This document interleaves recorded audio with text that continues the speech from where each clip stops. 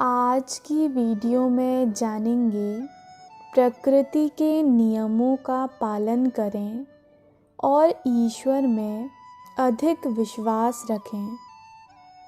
समर्थ पुरुष बिना कोई हानि उठाए स्वास्थ्य के खान पान और अन्य नियमों की उपेक्षा कर सकता है, तथापि साधारण मनुष्य को प्रकृति के नियमों का उचित पालन करते हुए अपना शारीरिक स्वास्थ्य बनाए रखने के लिए सावधान रहना चाहिए। अपना आहार बुद्धिमत्ता से चुनना चाहिए। शरीर को स्वस्थ रखने हेतु विशिष्ट मात्राओं में स्टार्च, प्रोटीन और वसा की आवश्यकता होती है, परंतु इनकी अधिक मात्रा हानिकारक हो सकती है। स्टार्च की आवश्यकता अत्यंत कम मात्रा में होती है। रोटी को अब जीवनाधार नहीं माना जाता। आहार में स्टार्च की अत्यधिक मात्रा, विशेषकर जो मैदे के माध्यम से आती है, शरीर में अत्यधिक कफ संचय करती है। हानिकारक सूक्ष्म जीवाणुओं का श्लेष्मल झिल्लियों में प्रवेश रोकने के लिए एक विशिष्ट मात्रा में कफ आवश्यक होता है।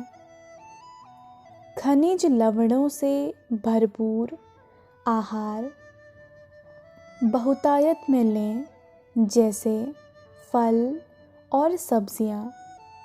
इस प्रकार का आहार कब्ज, जो शरीर में अनेक रोगों को उत्पन्न करता है, नहीं होने देता।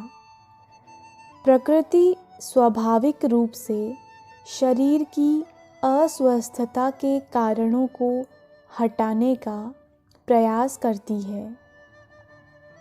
जब आँख में धूल चली जाती है तो हम अपने आप ही आँख को झपकाकर धूल को बाहर करने का प्रयास करते हैं। जब धूल या कोई गंदगी नाक में चली जाती है तो हम छींकते हैं। जब हम कोई हानिप्रद पदार्थ खा लेते हैं तो इसे बाहर निकाल कर ही छुटकारा पाते हैं। जब शरीर के किसी आंतरिक अंग पर रोग आक्रमण कर देता है तो प्रकृति कई साधन उपलब्ध करा देती है, जिनके द्वारा वह अवयव अपनी सुरक्षा कर ले, अपने आप को बचा ले और पुनः स्वस्थ कर ले।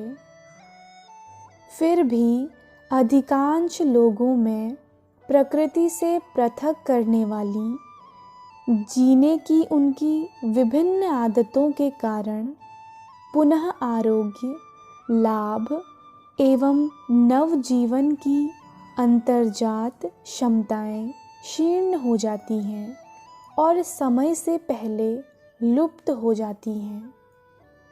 हानिप्रद जीवाणु शरीर पर निरंतर आक्रमण कर रहे हैं।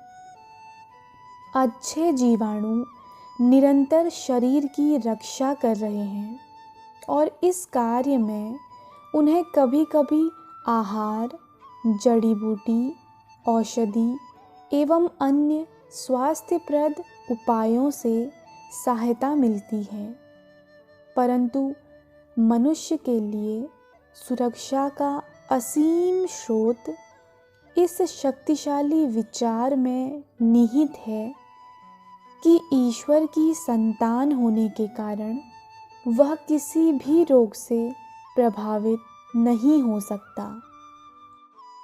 मन में औषधि से कहीं अधिक शक्ति है, परंतु औषधि में कोई शक्ति ही नहीं है, यह कहना अनुचित होगा, क्योंकि यदि औषधि में कोई शक्ति नहीं होती तो मनुष्य विष खाकर भी न मरता।